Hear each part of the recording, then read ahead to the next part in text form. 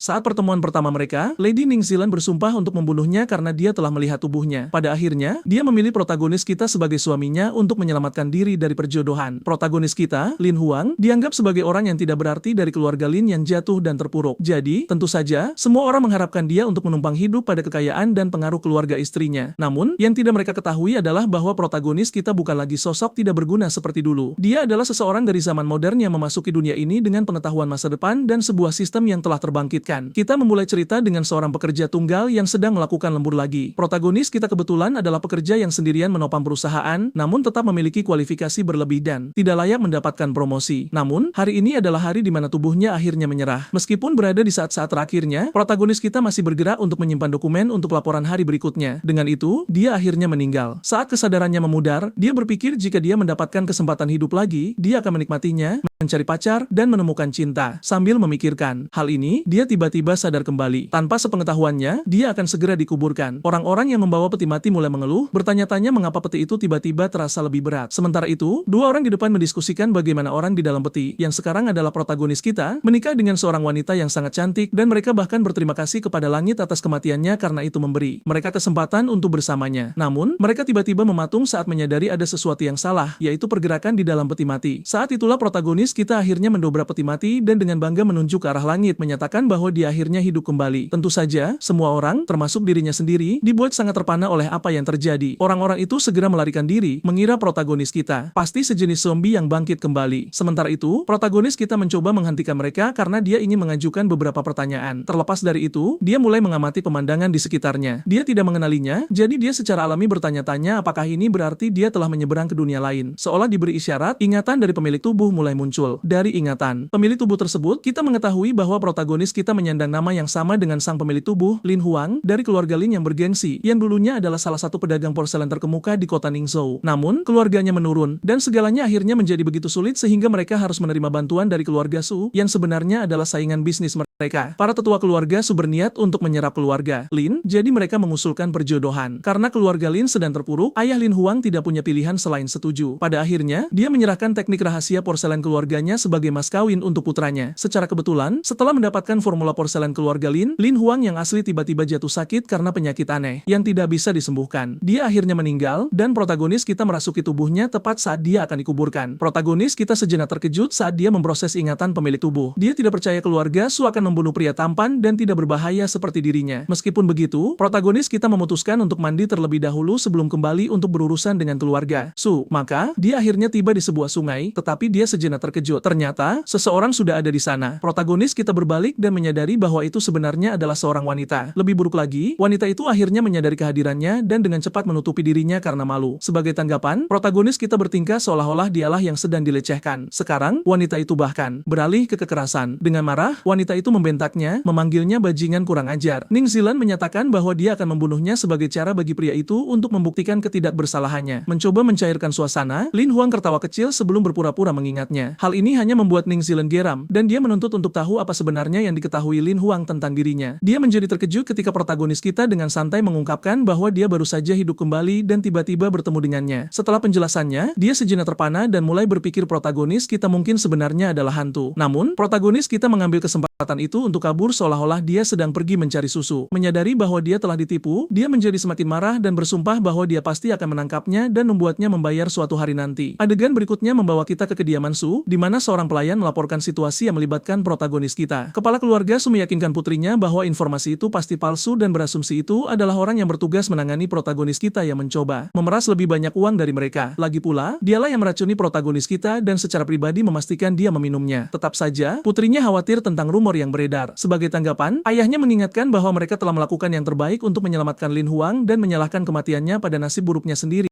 Sambil berpikir dalam hati bahwa jika putrinya mengetahui yang sebenarnya, dia pasti akan memihaknya. Mengalihkan topik, dia menyarankan agar Suqian lebih fokus pada kompetisi porselen mendatang. Yakin bahwa ini adalah kesempatan keluarga mereka untuk mengamankan posisi teratas. Suqian akhirnya merasa tenang dan berpikir bahwa mustahil bagi suaminya yang sudah mati untuk tiba-tiba melompat keluar dari peti mati. Tapi kemudian, ucapannya terhenti di tengah kalimat. Baik ayah maupun anak perempuannya berbalik, wajah mereka dipenuhi ketakutan. Protagonis kita muncul, berpakaian untuk memainkan peran sebagai roh pendendam yang kembali untuk menuntut balas. Akibatnya, Akibatnya, kepala keluarga Su jatuh dari kursinya dan pingsan karena terkejut. Sementara itu, mantan istrinya mencoba untuk melarikan diri, berteriak padanya untuk tidak mendekat. Protagonis kita tertegun ketika wanita itu tiba-tiba terjatuh. Yang lebih mengejutkan lagi, gadis malang itu sebenarnya mengompol. Protagonis kita menyadari bahwa dia mungkin bertindak terlalu jauh dengan aktingnya. Dia mulai mencoba menjelaskan dirinya sendiri. Namun, dia tiba-tiba berhenti setelah teringat bahwa dia sebenarnya seharusnya memberi mereka pelajaran. Karena hal ini, protagonis kita merasa bangga pada dirinya sendiri. Ini adalah pertama kalinya dia melakukan sesuatu di luar kehidupan sebagai budak korporat. Melepas penyamarannya, dia menjelaskan bahwa dia tidak mati, dan bahwa dia juga datang untuk alasan lain. Saat dia berjalan pergi, dia memberitahu Sukian bahwa pernikahan mereka telah berakhir. Dan begitu saja, protagonis kita pergi sambil bersenandung, meninggalkan mantan istrinya yang bingung sekaligus marah. Kemudian, protagonis kita menyadari bahwa dia memasuki dunia ini dengan sebuah sistem. Dia menerima undian gratis, dan itu bahkan menunjukkan probabilitas kemenangannya. Dengan pemikiran itu, protagonis kita memulai undian dan menunggu hasilnya dengan sabar. Pada akhirnya, dia mendapatkan barang langka, yaitu teknik pembuatan porselen tingkat tinggi. Protagonis kita menunjukkan ketidaksukaan yang nyata terhadap hadiah tersebut. Tepat saat dia bertanya-tanya bagaimana atau apakah dia akan menggunakannya, sekelompok orang tiba-tiba menarik perhatiannya. Bergerak lebih dekat, dia menemukan bahwa itu adalah kompetisi porselen. Hal ini membuatnya berkomentar bahwa hadiah itu datang di saat yang tepat. Pada saat yang sama, sekelompok pria tiba-tiba muncul entah dari mana. Tatapan mereka tertuju pada protagonis kita. Mendekat dari belakang, sang pemimpin menyarankan agar protagonis kita mengikuti mereka dengan tenang. Protagonis kita tidak menyangka bahwa mengikuti mereka akan menyebabkannya hampir dikubur hidup-hidup. Dia bertanya-tanya apakah begini cara hidupnya akan berakhir tepat setelah bertransmigrasi. Melihat reaksinya, sang pemimpin mengungkapkan bahwa dia telah meminjam uang dan bunganya saja telah menumpuk. Dia berharap protagonis kita tidak melupakan kesepakatan mereka. Protagonis kita berpikir dalam hati bahwa Lin Huang yang asli telah menghabiskan semua uangnya dan membiarkannya menghadapi konsekuensinya. Pemimpin itu bingung dengan reaksinya dan bahkan menawarkan untuk membuat kematiannya cepat dengan pedangnya. Tapi protagonis kita bersikeras agar mereka tenang sejenak. Pria itu tampak skeptis ketika protagonis kita menawarkan untuk melunasi hutangnya. Segalanya sedikit tidak jelas di sini karena seluruh percakapan mereka tidak sepenuhnya terungkap dalam narasi. Pada akhirnya, pria itu memutuskan untuk melepaskan protagonis kita. Sebelum pergi, dia membuat gerakan menggorok leher dan pergi bersama anak buahnya. Sebagai tanggapan, protagonis kita dengan berani menyebutkan sesuatu tentang menyapu bersih seluruh keluarga Su. Pemimpin itu hampir tersandung dan menyimpulkan bahwa protagonis kita pasti sudah gila. Adegan berikutnya membawa kita ke hari berikutnya. Di luar sebuah bangunan tertentu, beberapa pria terlihat mencoba mengesankan seseorang. Di dalam, seseorang yang mengikuti protagonis kita menjadi penasaran tentang apa yang sedang terjadi. Jadi, dia menjelaskan bahwa di distrik Linshan Huang ada kontes bulanan. Pemenangnya mendapatkan waktu santai untuk dihabiskan bersama wanita penghibur tercantik. Pria itu kemudian berbisik kepada protagonis kita, bertanya apakah rencananya untuk melunasi utangnya melibatkan penculikan Ling Ji untuk tebusan. Protagonis kita mencemooh ide kekerasan itu, mengungkapkan bahwa dia punya cara yang lebih baik. Saat itu juga, sebuah jendela terbuka lebar. Seorang wanita penghibur mengumumkan pemenangnya, dan tentu saja, ternyata itu adalah protagonis kita. Pria-pria lain menjadi marah ketika protagonis kita menjelaskan bahwa dia tidak berniat menemui Ling Ji dan sebaliknya memintanya untuk sekadar membaca suratnya. Pria yang mengikutinya menjadi cemburu. Sementara itu, sosok yang sehat mengamati protagonis kita dengan penuh minat. Yang lebih menarik lagi, protagonis kita dengan percaya diri mengklaim bahwa jika wanita itu melakukan tepat seperti yang diinstruksikan dalam surat tersebut, dia akan menjadi idola yang dikenal di seluruh dunia. Adegan berikutnya membawa kita ke hari kompetisi porselen. Para pedagang sibuk mendiskusikan porselen keluarga Su, menyimpulkan bahwa itu adalah yang terbaik. Kepala keluarga Su berterima kasih atas pendapat jujur mereka. Saat itulah protagonis kita muncul. Dia mencemooh komentar mereka, mengatakan porselen keluarga Su sangat ketinggalan zaman. Bahkan anak-anak pun bisa membuatnya. Sebagai tanggapan, kepala keluarga Su bertanya apakah protagonis kita ingin melihat sesuatu yang baru. Dia kemudian mengungkapkan sebuah potongan porselen yang sempurna, dan semua orang mulai memujinya, menyebutnya sebagai mahakarya. Namun, protagonis kita dengan santai mengambilnya dan memeriksanya dengan skeptisisme yang jelas terpancar di wajahnya. Di sisi lain, kepala keluarga Su berasumsi protagonis kita pasti merasa menyesal. Lagi pula, dia menggunakan metode keluarga Lin yang dicuri untuk menciptakannya. Namun yang mengejutkannya, protagonis kita dengan belak-belakan menyebutnya sampah. Dia kemudian melemparkan porselen itu ke tanah, di mana porselen itu hancur berkeping-keping. Sukian dengan cepat bergegas untuk menenangkan ayahnya, sementara pria malang itu terkejut karena mahakarya keluarga mereka baru saja disebut sampah. Lin Huang semakin menekan dan dengan santai mengungkapkan bahwa siapapun bisa membuatnya. Mengikuti tatapannya, kepala keluarga Su menoleh ke arah para pedagang di belakangnya. Salah satu pedagang tiba-tiba menjadi sangat tertarik pada cuaca, sementara dua lainnya mulai mendiskusikan sesuatu yang sama sekali tidak relevan. Menginterupsi mereka, protagonis kita menyarankan agar mereka berhenti, berpura-pura dan mengeluarkan karya mereka sendiri. Ternyata protagonis kita telah memberikan formula keluarganya kepada mereka, dan masing-masing dari mereka menunjukkan potongan porselen dengan desain yang mirip dengan milik kepala keluarga Su. Pada titik ini, pria malang itu hampir pingsan karena terkejut. Sementara itu, setiap pedagang mulai menyatakan terima kasih kepada protagonis kita, karena telah memberikan formula kepada mereka. Sebagai tanggapan, protagonis kita menghancurkan semua potongan mereka juga. Hal ini membuat mereka terpana, bertanya-tanya apakah dia kecewa dengan hasil kerja mereka. Protagonis kita menjelaskan bahwa dia tidak peduli apa yang mereka buat dengan formula itu, tetapi menambahkan bahwa porselen itu sendiri sudah ketinggalan zaman. Karena itu, dia mempersembahkan ciptaannya sendiri yang dibuat menggunakan metode yang sepenuhnya baru. Tentu saja, yang mempresentasikannya adalah temannya yang cantik. Secara alami, orang-orang yang hadir terkejut melihatnya secara langsung. Ketika protagonis kita bertanya apakah dia benar-benar datang, Leng Ji menjawab bahwa dia memerintahkannya, jadi dia tidak berani membangkang. Dengan itu, protagonis kita memutuskan bahwa inilah saatnya untuk mengungkap porselen yang akan mengejutkan dunia, bahkan hingga 1000 tahun ke depan. Semua orang dibuat terpana saat porselen itu dibuka. Protagonis kita telah menciptakan patung porselen Leng Ji, dan Leng Ji berpose di samping porselen tersebut untuk memberikan efek dramatis. Para penonton mengakui bahwa mereka belum pernah melihat yang seperti itu sebelumnya. Salah satu dari mereka bahkan menyebutkan bahwa dia hanya datang untuk mengamati, tetapi tidak menyangka akan menemukan harta karun seperti itu. Beralih ke protagonis kita, Leng Ji bertanya dengan sopan bagaimana dia berencana untuk menjualnya. Tertawa dengan percaya diri, protagonis kita memulai pidato penjualannya. Dia memberitahu mereka untuk melakukan pemesanan sekarang, membayar deposit 50%, dan barang-barang mereka akan dikirim dalam waktu 30 hari. Hal ini segera menyebabkan kepala keluarga Su mencemooh. Dia mengklaim bahwa protagonis kita tidak memiliki uang untuk produksi massal, itulah sebabnya dia meminta deposit 50%. Dia menambahkan bahwa jika protagonis kita gagal memenuhi tenggat waktu, dia bisa dengan mudah melarikan diri dengan uang tersebut. Para penonton mulai setuju. Lagi pula, protagonis kita mengatakan porselen itu dibuat dengan tangan. Itu jelas butuh waktu. Belum lagi, membayar di muka dan menunggu pengiriman terdengar seperti keputusan yang tidak bijaksana. Melihat ini, kepala keluarga Su berpaling kepada para pedagang lain dan bertanya apakah mereka akan membiarkan protagonis kita merusak reputasi seluruh industri mereka. Satu persatu, mereka mulai ragu, bahkan meminta maaf kepada protagonis kita. Kepala keluarga Su merasa puas dengan dirinya sendiri, mengira protagonis kita masih merupakan pemula yang naif. Mengabaikannya sepenuhnya, protagonis kita melangkah maju dan bertanya kepada para pedagang bagaimana mereka bisa begitu bodoh. Ki kemudian mengungkapkan rencana aslinya, yaitu memberikan desain porselen kepada mereka secara gratis. Selain itu, mereka dapat menyarankan desain khusus, dan dia akan secara pribadi memberikan desain tersebut kepada mereka. Para pedagang terpana dan bertanya-tanya apakah hal ini tidak akan membahayakan bisnisnya dalam jangka panjang. Karena itu, protagonis kita menawarkan sebuah kesepakatan. Dia hanya akan mengambil komisi 10% untuk setiap potong porselen yang terjual menggunakan desainnya. Namun, dia memperjelas satu hal. Penawaran ini berlaku untuk semua orang kecuali keluarga Su. Kepala keluarga Su segera membalas, mengatakan bahwa karena keluarga mereka berakar kuat dalam bisnis ini, mereka dapat dengan mudah mereplikasi desain tersebut dalam waktu 3 hari. Mendengar hal ini, protagonis kita berpura-pura berpikir sejenak sebelum menjatuhkan kejutan lainnya. Dia bertanya apakah kepala keluarga Su juga akan mampu mereplikasi produk berikutnya. Mengambil kesempatan itu, protagonis kita mengungkap apa yang bisa menjadi tren besar berikutnya. Yang mengejutkan semua orang, dia memperlihatkan sebuah figur boneka Leng Ji. Jika mereka terkesan sebelumnya, sekarang mereka benar-benar kehilangan akal sehat. Protagonis kita mengambil kesempatan untuk beralih ke mode penjual penuh, menjelaskan fitur boneka itu dengan sangat detail. Yang lebih mengejutkan lagi, boneka itu dilengkapi dengan beberapa pakaian modern. Pengungkapan itu saja sudah terlalu berat untuk dihadapi oleh para pria di era ini. Melihat reaksi mereka, protagonis kita dengan percaya diri menetapkan harga awal sebesar 290 perak. Namun, sebelum dia selesai berbicara, seorang pemuda kaya melemparkan sekarung kain emas, menyatakan dia akan membeli semuanya. Segera setelah itu, yang lain mulai melemparkan koin emas kepada protagonis kita juga. Bahkan dia tidak menyangka mereka akan seantusias ini. Kembali kepada para pedagang, protagonis kita menawarkan kesepakatan keanggotaan waktu terbatas dan meningkatkan komisinya menjadi 30% dari penjualan mereka. Sementara itu, kepala keluarga Su berusaha keras untuk menghentikan semua orang, mengingatkan mereka akan aliansi jangka panjang mereka. Namun dia diabaikan dengan cepat. Lagi pula, tidak ada yang mau melewatkan peluang besar untuk menghasilkan uang. Kepala keluarga Su hanya bisa menonton, bertanya-tanya bagaimana semuanya bisa lepas kendali. Sebagai tanggapan, protagonis kita mengejeknya, bertanya apakah dia masih berpikir dia bisa mengendalikan segalanya dengan satu tangan sebelum dengan dingin mengatakan padanya bahwa zaman telah berubah. Dan, begitu saja, protagonis kita diumumkan sebagai pemenang kompetisi porselen karena konsep porselen barunya yang mengejutkan industri. Sebagai hasilnya, dia menerima 50 poin dari sistem setelah menyelesaikan tugas tersebut. Ternyata, ini adalah sebuah misi selama ini. Terlepas dari itu, protagonis kita mulai pamer yang menjengkelkan beberapa penonton, terutama kepala keluarga Su, sementara sekutu pedagangnya merasa canggung. Hari itu juga, protagonis kita mencatat perasaan senangnya setelah menerima hadiah dari kompetisi. Pikirannya terganggu ketika dia melihat seorang wanita tua. Tiba-tiba, wanita itu memegang dadanya, dan sebelum protagonis kita dapat memahami apa yang sedang terjadi, wanita itu jatuh ke tanah, membuatnya terkejut. Tentu saja, protagonis kita bertanya-tanya apakah ini sebuah acting, terutama setelah dia memenangkan kompetisi. Namun, melihat wanita tua itu benar-benar gemetar dan kesulitan bernapas, dia mengamatinya dengan cermat dan menyadari ada sesuatu yang salah. Lebih buruk lagi, dengan kondisinya saat ini, akan terlambat untuk mencari dokter. Protagonis kita mulai bertanya-tanya apa yang bisa dia lakukan. Sebuah ide tiba-tiba muncul di benaknya. Dia ingat sesuatu tentang sistem yang mengatakan dia bisa menukar poin dengan barang. Karena itu, dia membuka bagian obat-obatan di toko sistem. Setelah menelusuri, protagonis kita ragu-ragu untuk melakukan pertukaran. Menyelamatkan wanita itu akan mengharuskannya menghabiskan poin, dan dia bertanya-tanya apa yang akan dia lakukan jika dia mendapat masalah nanti dan tidak memiliki cukup poin untuk menyelamatkan dirinya sendiri. Menepis pikiran itu, protagonis kita memutuskan untuk menjadi pahlawan. Dengan itu, dia melakukan pertukaran dan mendapatkan pil tersebut. Hanya setelah memberikan wanita itu satu pil, dia akhirnya bisa bernapas dengan benar. Menyapa wanita itu dengan hormat, protagonis kita membantunya berdiri dan bertanya apakah dia baik-baik saja. Melihatnya dari dekat, wanita itu berterima kasih padanya, mengatakan bahwa dia akan tiada tanpa bantuannya. Protagonis kita merespons dengan memberinya sisa pil, bersikeras agar dia meminumnya setiap kali gejalanya muncul di masa depan. Wanita tua itu menghargai isyarat tersebut karena dia tidak memiliki banyak hal. Dan baru saja pulang dari kuil, dia memberikan protagonis kita sebuah simpel pelindung, menambahkan bahwa yang satunya lagi adalah untuk putranya. Melihat protagonis kita pergi, dia berkomentar bahwa masih ada orang baik di dunia ini. Kemudian pada hari yang sama, protagonis kita akan melunasi hutangnya. Dia bahkan menambahkan tip atas jerih payah mereka. Namun, si penagih hutang menggelengkan kepalanya, mengungkapkan bahwa protagonis kita telah memancing kemarahan orang yang salah. Protagonis kita sudah menduga hal itu, jadi dia langsung bertanya berapa banyak keluarga membayar pria itu untuk membunuhnya, menawarkan untuk membayar 3 kali lipat. Namun, pria itu mengungkapkan bahwa Sukian akan menikah dengan penguasa kota. Dengan kata lain, ada hal-hal yang tidak bisa diselesaikan hanya dengan uang. Setelah mengatakan ini, pria itu menerjang lurus ke arah protagonis kita. Setelah menyerang protagonis kita dengan pedangnya, pria itu menyarungkannya kembali. Namun, protagonis kita sejenak bingung saat dia menatap telapak tangannya, tetapi segera menyadari bahwa pakaiannya robek. Ternyata, pria itu membidik rekan-rekannya sendiri, salah satunya memanggilnya pengkhianat. Sebagai tanggapan, pria itu menghilang, dan dalam sekejap mata, dia membunuh semua rekannya. Melihat ini, protagonis kita memuji ilmu pedangnya, mengatakan pria itu pasti bisa menjadi pendekar pedang top di dunia. Namun, pria itu menyuruh protagonis kita untuk tidak terlalu banyak bicara, bertanya apakah dia tahu mengapa dia diampuni. Protagonis kita mengingat kata-kata wanita tua itu dan menyusun potongan-potongan petunjuk. Pada akhirnya, dia menyimpulkan bahwa pria di depannya adalah putra dari wanita tersebut. Tetap saja, karena dia tidak akan mati, pria itu memerintahkan protagonis kita untuk membayar 3 kali lipat dari jumlah yang dijanjikan keluarga Su. Protagonis kita hanya bisa mengeluh betapa tidak adilnya dunia ini, bahkan setelah menyelamatkan ibunya. Pria itu masih berani memerasnya. Tetap saja, dia bersyukur masih hidup dan berpikir tidak ada yang bisa merampoknya saat ini. Tapi saat itu juga, 2 bandit tiba-tiba muncul entah dari mana dan menuntut agar dia menyerahkan semua barang miliknya. Protagonis kita sejenak tidak bisa berkata-kata saat melihat ini. Ternyata, dia bicara terlalu cepat. Sekarang, dia diikat sambil bertanya kepada para bandit mengapa mereka perlu mengasah pedang, saat mereka bisa membicarakan segalanya baik-baik. Salah satu dari mereka, dengan marah, menjawab dan menyuruh protagonis kita untuk diam. Karena dia tidak punya uang, mereka berencana untuk memotong-motongnya dan menjual bagian tubuhnya. Protagonis kita meledak, bertanya apakah mereka tahu dengan siapa mereka berurusan, mengklaim bahwa dia adalah orang terkaya di kota Ningsu dan menantu keluarga Su. Karena itu, para pria itu menepi untuk berdiskusi. Pada akhirnya, mereka menyimpulkan bahwa dia mungkin mengatakan yang sebenarnya dan mulai merencanakan untuk menggunakannya untuk menyelinap ke dalam keluarga Su dan mendapatkan uang sebagai gantinya. Dengan pemikiran ini, sikap mereka berubah drastis dan mereka mulai meminta maaf kepada protagonis kita. Melihat bahwa mereka termakan aktingnya, protagonis kita ikut bermain, menawarkan untuk menghadiahi mereka setelah dia kembali ke kediaman Su. Dia bahkan menuntut agar mereka membawakannya makanan sambil memikirkan bagaimana cara kabur saat dia melihat kesempatan. Sementara itu, di dalam kamp bandit yang sama, pengurus keluarga Su menawarkan hadiah kepada pemimpin bandit untuk menyingkirkan seseorang. Bandit-bandit sebelumnya, yang ternyata adalah bawahannya, mengamati poster itu dengan cermat dan menemukan bahwa orang di dalamnya. Situasi ini terasa sangat familiar. Saat itulah salah satu bandit menyadari bahwa orang itu sebenarnya adalah protagonis kita. Namun, kepala pelayan keluarga Su kebingungan ketika para bandit menyebutnya sebagai menantu, mengingat pernikahan tersebut sudah dibatalkan. Berbicara tentang protagonis kita, dia berjalan santai melintasi perkemahan seolah-olah tempat itu miliknya sendiri. Seketika, kepala pelayan keluarga Su berteriak dan menunjuk ke arahnya. Sang protagonis menatapnya dengan bingung, berpura-pura tidak tahu siapa orang yang sedang dibicarakan pria itu. Dia mencoba mencari alasan untuk pergi, tetapi seorang bandit segera menghentikannya. Tak lama kemudian, protagonis kita diikat di tengah perkemahan. Pemimpin bandit bergerak untuk membunuhnya, mengatakan bahwa lain kali dia harus berinkarnasi sebagai seseorang yang kuat. Namun, protagonis kita lebih fokus pada sistem. Sebuah notifikasi muncul memberitahunya bahwa sebagai bagian dari paket pemula, jika dia mati, dia akan terlahir kembali. Tetapi semua hadiahnya akan diatur ulang dan mendapatkan poin akan menjadi sangat sulit. Dia berpikir akan sia-sia jika menggunakannya jika ada seseorang yang datang menyelamatkannya. Omong-omong, seorang wanita tiba-tiba muncul dan menyelamatkannya. Wanita itu ternyata adalah Ning Zelan, dan keduanya sempat saling bertatapan sejenak. Terlepas dari itu, dia membebaskannya dan menyarankan agar mereka menyelesaikan masalah mengintip itu nanti. Namun, bandit lainnya mengepung mereka, bertanya apakah mereka pikir itu akan semudah itu. Bahkan sang pemimpin bandit menjadi bersemangat, mengatakan bahwa beberapa hari terakhir terasa sepi, dan akhirnya dia menemukan wanita cantik untuk menemaninya. Namun, kepala pelayan keluarga Su malah mengenalinya. Tepat saat itu, salah satu anak buahnya bertanya-tanya apakah baru saja terjadi gempa bumi. Bawahan langsung pemimpin bandit menunjuk ke suatu arah. Ternyata, Ning Zilan datang dengan membawa pasukan. Melihat ini, mereka langsung menyerah tanpa perlawanan. Saat mereka mulai ditangkap, pemimpin bandit berpikir dalam hati bahwa ini mungkin akhir dari mereka, karena mereka telah menyinggung Ning Zilan yang kebetulan adalah pemimpin mereka. Protagonis kita memperhatikan bahwa sang pemimpin sedang merencanakan sesuatu. Benar saja, pria itu menyiapkan kunai di balik punggungnya sebelum melemparkannya langsung ke arah Ning Zilan. Protagonis kita segera bereaksi, melangkah di depannya. Dia terkena serangan tepat saat pemimpin bandit itu diringkus. Sementara itu, Ning Zilan menunjukkan keterkejutan saat melihat darah hitam, meyakini bahwa kunai itu beracun. Akibatnya, protagonis kita segera dilarikan ke kediaman Ning. Dalam perjalanan, ketakutan Ning Zilan secara bertahap meningkat saat ia melihat racun menyebar dengan cepat. Dia tahu jika dia tidak melakukan sesuatu, protagonis kita akan mati. Namun, dia merasa malu untuk melakukan kontak fisik. Dia dengan cepat menggelengkan kepala untuk fokus kembali. Lagi pula, bukankah ini salahnya karena lengah dan membiarkan dia berakhir? Seperti ini, dia bergerak untuk membuka pakaian pria itu, tidak tahu bahwa protagonis kita sudah berakting selama ini. Tentu saja, dia segera menyadari bahwa darah hitam itu hanyalah pewarna hitam. Melihat ini, protagonis kita mencoba melucu untuk menepis kecurigaan. Sekarang, gadis malang itu menjadi bingung, bertanya apakah dia benar-benar tidak terluka. Inilah yang sebenarnya coba dihindari oleh protagonis kita, karena dia tidak bisa menjelaskan bahwa dia mendapatkan bantuan dari sistem. Dia mengklaim kepalanya sakit dan berpura-pura kehilangan kesadaran. Tentu saja, ini membuat Ning Zilan berharap bisa membunuhnya saat itu juga. Bagaimanapun, adegan beralih ke kediaman Ning. Seorang tabib melaporkan kondisi protagonis kita kepada Ning Zilan, mengatakan tidak ada yang salah dengannya dan dia kemungkinan besar pingsan karena shock. Pada saat yang sama, seorang pelayan melaporkan kepada Ning Zilan bahwa sang kaun, ayahnya, ingin menemuinya untuk mendiskusikan masalah penting. Sebelum pergi, dia memberitahu protagonis kita untuk berhenti berpura-pura, seraya menambahkan bahwa masalah mengintip itu sudah selesai. Mendengar itu, protagonis kita setuju dan menyarankan agar dia tinggal lebih lama, hanya untuk belajar lebih banyak tentang keluarga Ning yang bergengsi. Kemudian, di luar, protagonis kita berpikir bahwa Ning Bohao memiliki kekuatan militer terbesar di kota Ningyao. Sebelumnya, pelayan menyapa Ning Zilan sebagai wanita muda yang membuat protagonis kita menyimpulkan bahwa dia adalah putri Ning Bohao. Saat berjalan, dia mendengar dua pelayan berbicara tentang acara kembang api yang akan datang. Ketika salah satu dari mereka menyebutkan bahwa beberapa putra keluarga bangsawan akan datang untuk mengagumi Ning Zilan, protagonis kita mendengarkan lebih dekat. Dia tahu bahwa hubungan ayah Ning Zilan dengan bangsawan lain tidak terlalu baik dan dia percaya inilah alasan mengapa Ning Zilan dipanggil oleh ayahnya. Menyela para pelayan, protagonis kita bertanya apakah putra-putra bangsawan yang datang ke acara itu sudah menikah. Saat mengetahui mereka masih lajang, protagonis kita langsung mengerti mengapa para bajingan itu datang. Dia langsung berlari untuk mencari sang kaun karena tidak ada yang boleh mengambil Ning Zilan darinya. Berbicara tentang Ning Zilan, dia bertemu dengan ayahnya dan bertanya mengapa dia ingin menemuinya. Pria itu memberitahunya bahwa para pangeran dari bangsawan besar akan datang ke kota Ningyao dan yang terdekat sudah tiba. Melihat putrinya tidak mengerti apa yang terjadi, dia memberinya surat. Di permukaan, sepertinya para pangeran datang untuk perayaan kembang api, tetapi kenyataannya mereka datang untuk melamar. Ning Zilan segera mengerti. Pernikahan hanyalah sarana. Niat sebenarnya adalah mengambil wilayah kekuasaan dan pasukan milik keluarganya. Ayahnya mengangguk, menambahkan bahwa jika mereka menolak lamaran tersebut, dia khawatir para bangsawan akan bergabung untuk menyerang mereka. Omong-omong, salah satu pangeran, putra Lahao, baru saja tiba dan meminta audiensi. Ayah Ning tidak menyangka pangeran ini begitu tidak sabar. Bagaimanapun, pintu terbuka dan yang Lahao masuk. Pada saat yang sama, mas kawinnya dengan hati-hati dibawa masuk oleh anak buahnya. Melihat ini, ayah Ning mengerti apa yang terjadi, tetapi tetap bertanya mengapa si bodoh itu datang. Yang Lahao menjawab, memberitahu kaun Ning tentang niatnya untuk menikahi putrinya dan menyatakan harapan agar pamannya menerima. Ayah Ning Zilan memaksakan senyum, mengatakan dia senang pangeran datang untuk melamar, tetapi menambahkan bahwa pernikahan bukanlah masalah sederhana. Itu terjadi sampai pangeran mengungkapkan bahwa ide itu datang dari ayahnya sendiri. Tentu saja, Ning Zilan menjadi marah karena tidak ada orang di sini yang bodoh. Yang Lahao menyarankan dia untuk tenang, menambahkan bahwa dia bukan orang jahat. Hanya saja baru-baru ini, banyak bangsawan memiliki masalah dengan ayahnya dan menikah dengannya akan membuat semuanya hilang. Saat itulah protagonis kita memutuskan untuk campur tangan, mengatakan bahwa sayangnya, Yang Lahao terlambat satu langkah. Menanggapi hal itu, pria itu menatapnya tajam dan menuntut untuk mengetahui siapa dia. Saat itulah protagonis kita dengan berani memperkenalkan dirinya sebagai suami Ning Zilan. Tentu saja, semua orang ketakutan karena tidak percaya setelah mendengar ini. Sambil berteriak, Yang Lahao menuduh protagonis kita berbicara omong kosong dan menuntut untuk mengetahui kapan Ning Zilan memiliki kontrak pernikahan dengannya. Seketika, protagonis kita diringkus sementara dia memohon pada calon ayah mertuanya untuk meluruskan kesalahan kesalahpahaman. Melihat ini, Ning Zilan segera memahami niat protagonis kita. Karena ini, dia berlari ke arahnya, sengaja bertindak penuh kasih sayang di depan semua orang. Untungnya, ayahnya memahami niatnya setelah melihat gerakan tangannya. Jika tidak, pria itu mungkin terkena serangan jantung. Dengan ini, protagonis kita menyarankan agar Yang Lahau tidak perlu merasa buruk karena Ning Zilan sudah ada yang punya. Dan selain itu, keduanya tidak berniat untuk berpisah. Marah, pria itu mendorong protagonis kita ke samping, bersumpah bahwa dia akan mengingat ini. Ayah Ning juga menambahkan garam pada luka, dengan sarkastik menyarankan agar sang pangeran berjalan perlahan, dan bahwa dia secara pribadi akan mengundangnya ke pernikahan putrinya. Tepat saat mereka tampak lolos dari bencana, protagonis kita tidak tahu bahwa dia sekarang harus berurusan dengan ayah mertuanya yang marah. Pria itu menuntut untuk mengetahui apakah bajingan ini memiliki keinginan untuk mati dan memberinya waktu beberapa menit untuk menjelaskan dirinya sendiri. Protagonis kita menjawab dengan menyuruh ayah mertuanya untuk tenang sebelum dia memulai penjelasannya. Keberaniannya benar-benar di level lain. Dalam bab ini, protagonis kita memulai dengan memperkenalkan dirinya, mengungkapkan bahwa dia adalah bagian dari bisnis porselen. Dia kemudian menyarankan agar sang kaun melihatnya lebih dekat untuk melihat apakah dia mengingat sesuatu. Pria itu menyipitkan mata dengan skeptis, tetapi sedetik kemudian, ekspresinya cerah saat dia mengingat protagonis kita. Ternyata, dia dulu berteman baik dengan ayahnya. Berkat ingatan sang tuan rumah, protagonis kita bahkan ingat bahwa kedua pria itu pernah sepakat tentang pernikahan masa depan antara keluarga mereka. Karena ayah Ning Zilan praktis adalah pamannya, protagonis kita akhirnya diberi pelajaran keras atas kenakalannya atas nama ayahnya. Terlepas dari itu, protagonis kita melanjutkan penjelasannya. Karena keluarga mereka dipaksa untuk menikah, dia secara alami adalah kandidat terbaik. Lebih jauh lagi, dia mulai mendaftarkan alasannya. Pertama adalah hubungan ayah Ning Zilan dengan ayahnya sendiri. Adapun yang kedua, reputasi protagonis kita saat ini membuatnya sempurna. Sederhananya, semua orang akan melihatnya sebagai menantu yang menumpang hidup pada keluarga mereka. Yang ketiga adalah alasan yang jelas. Keluarga mereka sudah sepakat tentang pernikahan sejak mereka masih muda. Ayah Ning Zilan merasa logikanya masuk akal, tetapi tetap saja, dia tidak bisa membiarkan putrinya menikahi seseorang seperti protagonis kita. Namun, putrinya sudah mengambil keputusan. Dia dengan jujur mengakui bahwa dia menyukai protagonis kita. Panik, ayahnya menyarankan dia untuk mempertimbangkan kembali, tetapi dia tetap teguh pada keputusannya dan bersikeras agar ayahnya memulai pengaturannya. Tidak berdaya, pria itu tidak punya pilihan selain setuju dengan keputusan putrinya. Karena ini, protagonis kita mengingat sesuatu. Jujur saja, pada titik ini, ayah dan anak itu mungkin sebaiknya mempertimbangkan kembali pilihan mereka. Sebelum kita mengetahui lebih lanjut, adegan beralih ke kediaman Su. Di dalam, Sukian mondar-mandir dengan cemas menunggu seseorang. Saat itulah seorang pelayan memberitahu bahwa seseorang di luar sedang mencarinya. Tentu saja, orang itu adalah protagonis kita, yang dengan santai bertanya bagaimana kabar mantan istrinya. Dia terkejut melihatnya. Menjadi marah, dia menuduhnya membuat ayahnya begitu sakit sehingga dia tidak bisa turun dari tempat tidur. Protagonis kita berpura-pura terkejut saat mendengar ini, berpikir dalam hati bahwa pria itu pasti jatuh sakit karena tidak bisa mendapatkan salah satu boneka Lengji. Tentu saja, Sukian menjadi lebih marah. Seolah-olah protagonis kita secara tidak langsung menyebut ayahnya seorang yang mesum. Bagaimanapun, Sukian menunjukkan ekspresi bingung ketika protagonis kita menyebutkan kontrak pernikahan mereka. Dia pikir dia mencoba melekat pada keluarganya karena dia dalam masalah, dan dia setuju untuk membantu, tetapi hanya jika dia berlutut dan memohon. Protagonis kita mencemooh gagasan itu dan melemparkan sebuah undangan. Kartu undangan mendarat tepat di antara belahan dadanya, memancingnya untuk menyebutnya dengan berbagai macam nama. Dengan tenang, protagonis kita menyarankan agar dia memeriksa isinya. Saat dia melakukannya, dia pikir semuanya palsu. Karena ini, dia memanggil orang-orang, keluarga Su, dan memerintahkan agar protagonis kita ditangkap. Melihat ini, protagonis kita berkomentar bahwa keluarga Su cukup lucu. Pertama, mereka mencuri formula keluarganya, dan kemudian mereka mencoba membunuhnya. Sukian menyambar kipasnya dan mengingatkannya bahwa Ning Zilan adalah wanita berstatus tinggi. Selain itu, dia bahkan tidak mencari seorang suami. Karena ini, dia menginstruksikan anak buahnya untuk menahannya. Dia juga menggunakan kesempatan ini untuk menuntut formula porselen baru, memperingatkan bahwa protagonis kita akan menanggung akibat karena menentang keluarganya. Mendengar ini, protagonis kita meminta maaf, tetapi menambahkan bahwa itu tidak akan pernah terjadi. Dengan itu, dia menjentikan jarinya. Seketika, tentara dari Menshan Sangkaun menyerbu masuk, menuntut untuk mengetahui siapa yang berani menyakiti tuan muda mereka. Sukian melihat ini dan, sejenak, meragukan apa yang dia lihat. Zira para prajurit dengan jelas menunjukkan bahwa mereka memang dari Menshan Sangkaun. Ini hanya bisa berarti bahwa protagonis kita mengatakan yang sebenarnya, namun dia tetap merasa sulit untuk percaya. Karena ini, protagonis kita semakin membuatnya kesal, mengatakan dia hanya datang untuk mengundangnya ke pernikahannya dan tidak pernah membayangkan dia akan sebegitu perhatiannya. Sementara itu, para prajurit dan pengurus rumah tangga keluarga Su berada di ambang bentrokan sebelum seorang pendatang baru mengganggu mereka. Pria itu meminta maaf atas ketidaktahuan Sukian dan bersikeras bahwa protagonis kita tidak boleh tersinggung. Protagonis kita menatap pendatang baru itu, menuntut menuntut identitasnya dan bertanya-tanya apakah ini pria yang bertunangan dengan Sukian. Pria itu dengan keras memperkenalkan dirinya sebagai Kang Xian, putra dari penguasa kota Ningzhou. Protagonis kita dengan santai melabelinya sebagai pejabat generasi kedua. Kang Xian kemudian mengatakan dia tahu cara untuk menyelesaikan situasi dan meminta izin dari protagonis kita. Berpura-pura tidak tahu apa yang dia rencanakan, protagonis kita memberinya kesempatan untuk tampil. Karena ini, Kang Xian mendekati Sukian dan diam-diam menyuruhnya untuk bersabar. Gadis malang itu tidak mengerti apa yang dia maksud sebelum dia tiba-tiba ditampar. Seperti biasa, protagonis kita berpura-pura terkejut. Masih tidak mengerti, Sukian menuntut untuk mengetahui mengapa dia memukulnya. Mengabaikan air matanya, Kang Xian menoleh ke protagonis kita dan bertanya apakah dia puas. Tetap berating, protagonis kita menegurnya karena memukul seorang wanita, menambahkan bahwa orang tua Kang Xian melakukan pekerjaan buruk dalam membesarkannya. Dia kemudian meninggalkan kediaman Su, berkomentar bahwa setiap orang yang terkait dengan rumah tangga itu tidak normal. Kang Xian diam-diam memperhatikan protagonis kita pergi. Saat dia tidak terlihat, ekspresi Kang Xian berubah tanpa kesal. Beralih ke Sukian, dia menyuruhnya untuk berhenti menangis, menjelaskan bahwa dia hanya berating dan berjanji akan membalas dendam atas namanya dalam beberapa hari. Adegan berikutnya beralih ke Menshan Count pada hari pernikahan protagonis kita. Ayah mertuanya bersiap dan hendak bersulang ketika seorang pelacur tiba-tiba menerobos masuk aula, menyebut protagonis kita pria yang tidak berperasaan. Ini segera menyebabkan kehebohan di antara kerumunan. Ternyata, ini adalah bagian dari rencana Kang Xian untuk mempermalukan protagonis kita. Protagonis kita dengan tenang mengamati penampilan wanita itu saat dia mengklaim mereka pernah intim dan dia berjanji untuk bersamanya selamanya. Mengambil ini sebagai isyaratnya, Kang Xian melangkah maju, menyatakan bahwa protagonis kita telah merusak reputasi keluarga Count dan tidak layak untuk Ning Xilan. Tentu saja, banyak penonton mulai setuju. Mengabaikan obrolan yang berkembang, protagonis kita dengan santai mengevaluasi akting gadis itu, memberinya 9 dari 10. Poin yang hilang dikurangi karena rasa takut dan harga dirinya. Dengan itu, dia berjalan menuju pintu. Sebelum membuka layar, dia memperhatikan Kang Xian tampak sangat antusias dan bertanya apakah dia orang di balik semua ini. Tentu saja, Kang Xian menyangkalnya, bertanya mengapa dia akan menyakiti seseorang yang tidak memiliki dendam padanya. Protagonis kita mengangguk, mengatakan bahwa jika itu masalahnya, dia merasa lega. Dan begitu saja, sekelompok gadis tiba-tiba bergegas menuju Kang Xian. Mereka tampak tersinggung karena dia lupa tentang mereka, membuat penonton benar-benar terdiam. Sementara itu, protagonis kita memberinya jempol, menyimpulkan bahwa Kang Xian benar-benar sehat dan kuat. Kang Xian, bagaimanapun, sangat marah. Bagaimanapun, gadis-gadis itu awalnya diatur olehnya untuk mempermalukan protagonis kita, jadi dia tidak tahu apa yang sedang terjadi. Tentu saja, yang terlibat kebetulan adalah teman sehat kita. Ketika Lin Huan memuji Kang Xian karena memiliki harem, Kang Xian menjadi marah. Dia memuji taktiknya, tetapi bertanya apakah dia tahu konsekuensi dari menyinggung perasaannya. Beralih ke pengikutnya, mereka berdua bertindak sebagai cadangan. Jika itu masalahnya, protagonis kita menuntut untuk mengetahui apakah prinsip itu berlaku untuk keluarga Su, karena mencuri formula porselen keluarganya. Seseorang dari kerumunan mengonfirmasi hal ini, mengatakan itu sudah menjadi rumor, sementara yang lain berspekulasi bahwa tanpa formula keluarga Lin, keluarga Su akan bangkrut. Melihat kerumunan beralih ke pihak protagonis kita dan bahkan menyebut keluarga Su tidak tahu malu, Kang Xian gemetar karena marah. Dia berpikir dalam hati bahwa protagonis kita benar-benar sulit untuk ditangani. Karena ini, dia menyuruhnya untuk tidak mengubah topik pembicaraan. Pertama, dia mengklaim dia tidak mengenali satupun wanita itu. Juga, protagonis kita masih belum menjelaskan hubungannya dengan pelacur itu. Namun, protagonis kita benar-benar mengabaikannya seolah-olah dia telah menunggu momen ini. Dia mulai membacakan nama pengikut Kang Xian. Dimulai dengan Wang Shu. Ketika protagonis kita mulai menyebutkan perselingkuhan pria itu dengan seorang wanita yang sudah menikah, pria itu mulai berkeringat dan buru-buru bersikeras mereka harus pergi. Namun, protagonis kita belum selesai. Dia menyebutkan orang berikutnya, tampaknya tokoh sastra yang mencuri puisi dari seseorang. Menurut penyelidikan, penulis aslinya adalah seorang penulis. Protagonis kita hendak menyebutkan nama penulisnya ketika Li Jugo membanting tangannya ke meja. Semua orang melihat sistem pendukung Kang Xian runtuh secara waktu nyata. Tuan muda itu tidak mengerti apa yang terjadi. Sementara itu, Ning Xilan menunjukkan keterkejutan, bertanya-tanya bagaimana protagonis kita tahu begitu banyak. Karena ini, seorang pelayan dekat memberitahu nyonyanya bahwa protagonis kita berpengaruh di dunia bisnis dan di antara para pedagang, jadi wajar baginya untuk memperoleh informasi ini dengan mudah. Menambahkan dengan mengejek, protagonis kita menyarankan Kang Xian untuk membacanya sendiri dan melihat apakah ada pengikutnya yang tidak bersalah. Untuk mengonfirmasi setiap bit informasi, protagonis kita harus membayar sejumlah besar kepada teman sehatnya. Karena ini, mantan istrinya berteriak padanya, mengingatkan semua orang bahwa dia masih belum menjelaskan hubungannya dengan pelacur itu. Sebagai tanggapan, protagonis kita menampar Kang Xian karena gagal menegur wanitanya. Kang Xian tertegun karena protagonis kita berani memukulnya, sementara protagonis kita menjelaskan bahwa inilah yang dia dapatkan karena menipu dan mengacaukan Menel. Ternyata itu adalah nama gadis dari pelacur wanita itu. Dia Dia bertanya bagaimana protagonis kita tahu. Sebagai tanggapan, protagonis kita bertanya apakah dia telah melupakannya, mengklaim mereka adalah teman masa kecil. Tetap saja, dia mencatat namanya berbeda. Jadi, protagonis kita menjelaskan bahwa dia adalah putra pemberontak yang harus menyembunyikan nama aslinya. Jadi, ketika musuh ayahnya menemukannya, dia harus mengubahnya. Tetap saja, pelacur itu merasa sulit untuk percaya. Untuk membuktikan identitasnya, protagonis kita memberitahunya tentang tanda lahir berbentuk hati di dadanya yang hanya diketahui olehnya. Karena ini, dia mempercayainya sepenuhnya. Dia memeluk protagonis kita, lega akhirnya bisa bersatu kembali dengan teman masa kecilnya yang hilang. Protagonis kita berpikir dalam hati bahwa Lengji dan rumah bordil adalah tempat yang paling dapat diandalkan untuk mengumpulkan informasi. Karena ini, Mena menunjuk secara menuduh ke arah Kang Xian, mengungkapkan bahwa dia membuatnya memberikan kesaksian palsu terhadap protagonis kita. Sekarang, kerumunan penonton tertegun dan menyimpulkan bahwa Tuan Kota Muda itu bukan orang baik. Bagaimanapun, Ayah Ning turun tangan untuk meredakan situasi. Akibatnya, Kang Xian memutuskan untuk pergi lebih awal bersama Sukian. Namun, protagonis kita menghentikannya. Dia belum memberi mereka izin untuk pergi. Saat dia merobek desain porselen, dia menyatakan bahwa keluarga Su tidak lagi diizinkan untuk menjual porselen menggunakan formula keluarganya. Adapun yang sudah terjual, dia menuntut kompensasi. Kang Xian membentaknya, bertanya apakah dia pikir dia orang besar dan mengapa mereka harus mendengarkannya. Protagonis kita mengabaikan komentar itu. Protagonis kita mengungkapkan koneksinya. Selain itu, dia mengumpulkan semua pedagang untuk mendirikan agensi paten bisnis pertama yang pernah ada. Lebih lanjut, dia sudah mengajukan keluhan. Jadi, jika keluarga Su mengabaikannya dan melanggar aturan, mereka tidak akan bisa berbisnis di masa depan. Sukian menunjuk ke arah protagonis kita, menuduhnya bertindak terlalu jauh. Protagonis kita mengabaikan ledakannya dan memberi mereka izin untuk pergi karena dia sudah benar-benar selesai dengan mereka. Sekarang, ayah mertuanya terkesan dan bertanya-tanya apakah protagonis kita sengaja menyembunyikan kekuatannya selama ini. Kemudian, di kediaman penguasa kota, Kang Xian masih marah. Dia tidak menyangka protagonis kita telah memprediksi rencananya dan melakukan tindakan pencegahan terhadap mereka. Terlepas dari itu, seorang wanita bersikeras dia untuk tenang. Wanita itu mengungkapkan bahwa dia telah mengatur segalanya. Dua masalah sulit yang harus segera dihadapi oleh protagonis kita. Dengan gigi terkatup, Kang Xian bersumpah untuk membalas penghinaan yang ia rasakan 10 kali lipat. Adegan kemudian beralih kembali ke kediaman Ning. Semua orang mulai mempersembahkan hadiah mereka satu persatu, terutama para pengikut Kang Xian. Mereka benar-benar membawa uang dalam jumlah besar dan barang-barang mahal. Beralih ke menantunya, Ayah Ning mencatat bahwa dengan biaya paten tahunan dari agensinya, protagonis kita akan menjadi sangat kaya. Dia bahkan bercanda berharap putrinya akan mendapat bagian. Protagonis kita tertawa menanggapi, mengatakan dia tidak ada hubungannya dengan uang. Saat itulah, putra-putra dari 4 keluarga bangsawan bergengsi diumumkan. Mereka berempat berjalan masuk tampak seperti idola K-pop murahan yang tidak lulus audisi pertama mereka. Seseorang berbicara positif tentang mereka, menyebut mereka bakat luar biasa dan mengatakan kehadiran mereka hanya meningkatkan reputasi keluarga Ning. Menyapa mereka dengan sopan, kepala pelayan bertanya apakah para pemuda itu membawa hadiah. Salah satu dari mereka mengejek saat penyebutan hadiah pernikahan, yang kemudian dijelaskan oleh kepala pelayan bahwa ini adalah pernikahan nona muda mereka, jadi wajar untuk mengasumsi mereka datang membawa hadiah. Karena itu, pria itu menjadi sombong, menuntut untuk tahu apakah wajib membawa hadiah, terutama untuk pengantin baru seperti protagonis kita, yang dia sebut sampah. Tentu saja, semua orang, termasuk Ayah Ning, terkejut dengan ucapan itu. Namun, protagonis kita tetap diam seolah-olah dia sedang menonton pertunjukan badut di atas panggung. Merasa sedikit tersinggung, kepala pelayan Ning mengingatkan mereka bahwa ini adalah perayaan pernikahan dan menyarankan untuk menyelesaikan dendam apapun dengan protagonis kita secara pribadi. Jika tidak, dia bersikeras agar mereka pergi. Tentu saja, mereka tidak akan pergi karena mereka datang untuk sesuatu yang penting. Pemimpinnya dengan berani menyatakan niatnya untuk menikahi Ning Zealand. Ayah mertua protagonis kita sudah muak dan menjadi sangat marah. Namun, protagonis kita menghentikannya, mendesak agar dia tenang karena dia sendiri yang akan menangani mereka. Saat dia mendekat, kelompok itu mulai mengejeknya, bertanya apakah sampah ini mencoba menumpang hidup pada Ning Zealand dan keluarganya, menyebutnya pria yang tidak memiliki kebajikan. Protagonis kita tidak menanggapi hinaan itu dan sebaliknya diam-diam memikirkan cara untuk menghadapi badut-badut ini. Menurut penyelidikan mereka, para bangsawan percaya protagonis kita tidak berpendidikan dan terlibat dalam skandal yang tidak diketahui oleh keluarga Ning. Karena itu, kelompok tersebut menantangnya dalam sebuah kontes untuk membuktikan dirinya. Dengan pemenang berhak melakukan apapun yang mereka inginkan. Protagonis kita menganggap taruhan itu menarik dan meminta konfirmasi. Saat mereka mengonfirmasinya, protagonis kita tiba-tiba memukul orang dengan mulut paling besar, membuatnya terpental. Melihat ini, protagonis kita mengejek gelar mereka. Dia menjelaskan bahwa untuk diakui atas kebajikan dan bakat, tuan muda seharusnya terampil dalam seni bela diri dan sastra. Namun salah satu dari mereka dengan mudah dipukul pingsan hanya dengan satu pukulan. Tentu saja, para bangsawan muda itu menjadi murka setelah mendengar ini, mengklaim protagonis kita berbicara omong kosong. Karena itu, protagonis kita menghulus pedangnya dan secara resmi menantang mereka. Karena mereka bicara besar, sekarang saatnya membuktikannya dengan keterampilan pedang. Tentu saja, para bangsawan muda itu ketakutan melihat bilah pedang tersebut. Protagonis kita kemudian menendang orang yang masih tergeletak di lantai. Dia menyebut mereka sekumpulan badut yang tidak pernah bekerja sehari pun dalam hidup mereka atau mencapai apapun atas usaha sendiri. Namun anjing-anjing ini datang ke pernikahannya untuk membuat masalah. Orang yang di lantai angkat bicara, mengatakan dia tidak akan menerima penghinaan ini sambil tetap menonton melontarkan makian pada protagonis kita. Protagonis kita menanggapi dengan mengingatkan mereka bahwa pemenangnya berhak melakukan apapun yang dia inginkan. Tentu saja, itulah taruhannya dengan asumsi protagonis kita menang. Karena mereka jelas-jelas sekelompok pengecut berpedang, protagonis kita memutuskan untuk mengalahkan mereka dalam aspek sastra sebagai gantinya. Dengan itu, dia mengambil sebuah buku dan berpura-pura membaca darinya, bersikeras agar semua orang mendengarkan karena protagonis kita akan menjatuhkan bom abad ini. Protagonis kita memamerkan bakat puitisnya,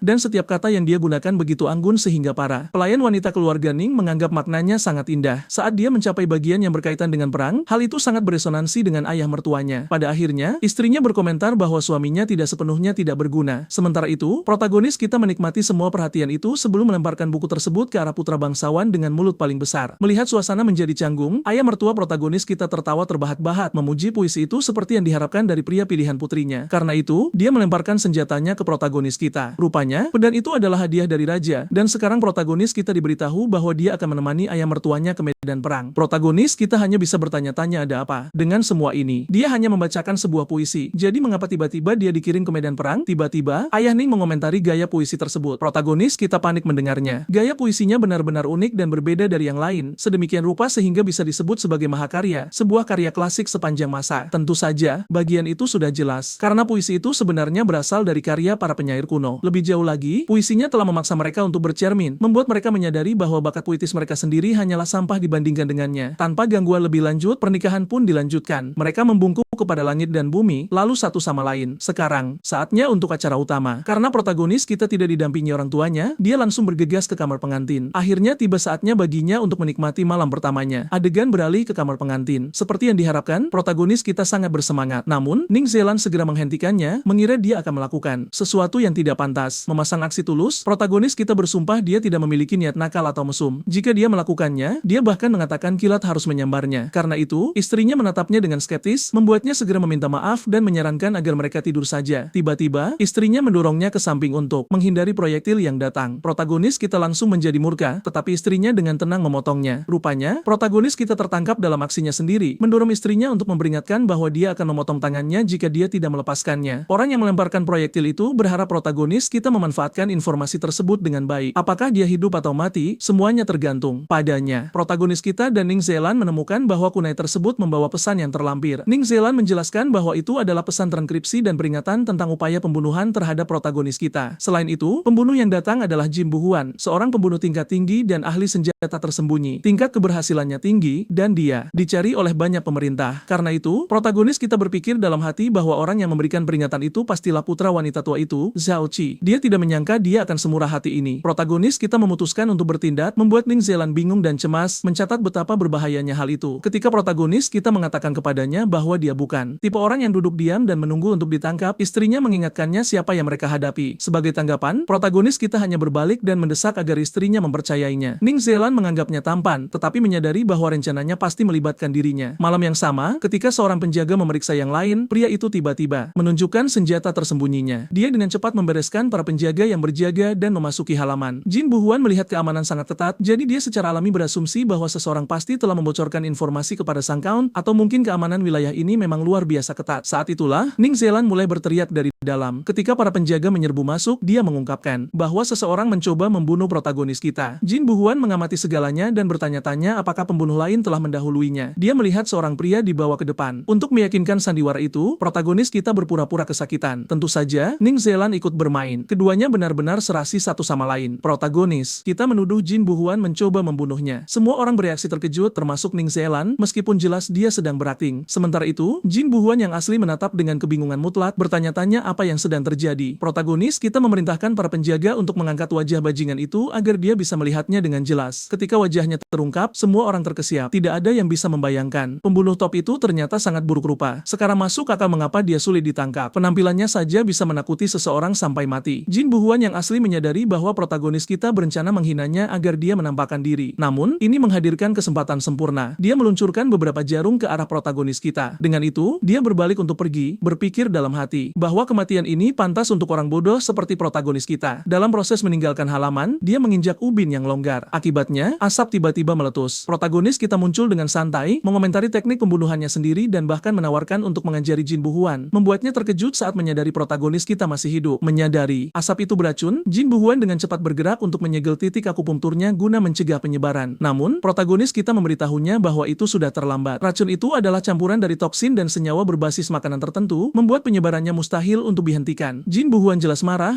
tetapi dia menahan amarahnya dan memohon kepada protagonis kita untuk melepaskannya. Sebagai imbalannya, dia menawarkan untuk memberikan informasi tentang majikannya. Protagonis kita memberitahunya bahwa dia tidak perlu memohon, tetapi Jin Buhuan menggunakan kesempatan ini untuk melemparkan beberapa jarum ke arahnya. Melihat ini, protagonis kita bertanya-tanya apakah si bodoh ini belum belajar dari kesalahan sebelumnya. Sekarang, Jin Buhuan menyadari dengan kaget bahwa jarum yang dia tusukkan ke protagonis kita sebelumnya di kamar Ning Zealand tidak memberikan efek apapun. Melihat ini, dia mencoba mundur, tetapi sayangnya, dia menginjak ubin longgar lainnya. Akibatnya, dia terkena gelombang asap beracun lainnya. Hal ini menyebabkan dia kehilangan kesadaran di tempat dan ambruk ke tanah. Saat itulah, Ning Zealand tiba. Dia tidak pernah membayangkan alat yang dibuat protagonis kita dapat digunakan dengan cara seperti itu. Protagonis kita menjelaskan bahwa dia menciptakan ranjau darat. Selain itu, dia menjelaskan konsep ranjau darat bersama dengan bahan yang digunakan dalam pembuatannya dan racun yang terlibat. Ning Zealand terkesan dan menyimpulkan bahwa beginilah cara dia menciptakan asap beracun tersebut. Protagonis kita juga mengungkapkan bahwa dia menciptakan baju zirah ringan sebagai tindakan pencegahan. Sekarang setelah pembunuh itu ditangani, tidak ada lagi kebutuhan untuk itu. Adegan beralih ke keesokan paginya. Ayah Ning Zilong menerima laporan tentang bagaimana protagonis kita menangani situasi tersebut. Setelah narasi panjang dari seluruh proses, ayahnya menyatakan apa yang sudah kita ketahui dan tidak bisa tidak mengagumi kelicikan dan kejeniusan menantunya. Namun, ayah Ning percaya beberapa tindakannya tidak perlu. Jika menantunya ahli dalam seni bela diri, dia tidak akan membutuhkan rencana yang begitu rumit. Pelayan itu setuju, menambahkan bahwa sayangnya, protagonis kita telah melewati usia untuk belajar seni bela diri. Pada saat itu, protagonis kita tiba-tiba bersin. Sambil memeriksa sistem, dia bertanya-tanya siapa yang mungkin sedang memikirkannya. Terlepas dari itu, dia menerima hadiah dari sistem. Dia diberi kesempatan dalam undian berhadiah, dan dia berharap menerima hadiah uang yang besar. Pada akhirnya, sistem memberinya teknik penguatan tubuh. Protagonis kita berkedip kebingungan, bertanya-tanya apa maksudnya. Tetap saja, dia memutuskan untuk mengujinya pada dinding beton yang tebal. Setelah memukul dinding, protagonis kita langsung menyesali keputusannya. Dia berjalan pergi sambil mengeluh karena menerima sampah dari sistem. Tanpa sepengetahuannya, pukulannya telah meninggalkan bekas tinju yang jelas di dinding. Di tempat lain, seseorang sedang marah. Wanita di balik layar tidak percaya protagonis kita sesulit ini untuk ditangani. Tetap saja, dia menenangkan Kang Xian yang sedang tidur untuk tidak khawatir. Dia berjanji akan menemukan cara untuk menghadapi protagonis kita dan bersumpah bahwa dia tidak akan hidup lebih lama lagi. Adegan berikutnya membawa kita ke semacam pertemuan. Di dalam, baik orang dewasa maupun anak-anak mendengarkan saat pendongeng mengisahkan kisah protagonis kita dan si pembunuh. Tentu saja, bagian-bagian dari cerita itu cukup dilebih-lebihkan untuk menarik perhatian anak-anak. Terlebih lagi, bagian tentang protagonis kita sangat didramatisir, menggambarkan bentrokannya dengan Jin Buhuan seperti dua dewa yang sedang bertarung. Tepat saat penonton mulai semakin terpikat, si pendongeng tiba-tiba memutuskan untuk mengakhiri cerita sebelum klimaks, mengumumkan kepada semua orang bahwa dia akan kembali setelah jeda iklan singkat. Seluruh ruangan menjadi sunyi. Tentu saja, beberapa penonton menjadi marah karena akhir yang menggantung ini. Saat itulah, protagonis kita melangkah masuk. Meredakan ketegangan, dia mengungkapkan bahwa jeda itu disengaja agar dia bisa mempromosikan sesuatu. Kali ini, protagonis kita mempersembahkan sebuah figur porselen Jin Buhuan, membuat mata anak-anak berbinar karena kegirangan. Memanfaatkan momen tersebut, protagonis kita mendemonstrasikan bahwa porselen itu bisa menembakkan tusuk gigi dari mulutnya. Hasilnya, orang dewasa juga mulai menunjukkan minat. Protagonis kita berpikir dalam hati bahwa, seperti yang diharapkan, tidak peduli dunia atau era apapun, mainan selalu menjadi komoditas yang bagus. Bagaimanapun, orang-orang berasumsi porselen semacam itu akan mahal. Tetapi protagonis kita meluncur ke mode penjualan, mengejutkan mereka dengan mengungkapkan bahwa porselen itu tidak akan memakan biaya koin emas atau perak, melainkan nilainya hanya 1 sen. Dia bahkan menawarkan kebijakan pengembalian 7 hari dan garansi 3 tahun sebelum menyuruh semua orang untuk mendapatkannya karena penawaran itu terbatas. Beberapa saat setelah promosinya berakhir, aula menjadi sunyi sebelum meledak dalam sorak-sorai